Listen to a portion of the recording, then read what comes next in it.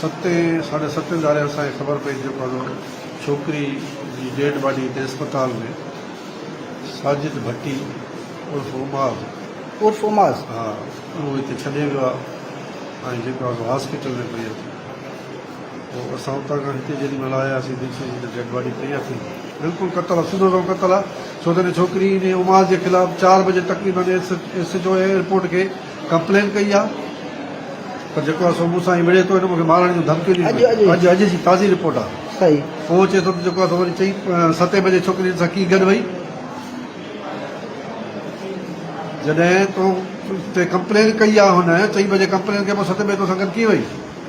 इन मक़सदु जो सिधो सो मर्डर आहे हिकिड़ो कतल आहे पोइ एयरपोर्ट थाणे में जेको को बि एक्शन न वरितो न को एक्टिविटी कई पोइ उनजो नतीजो इहो निकितो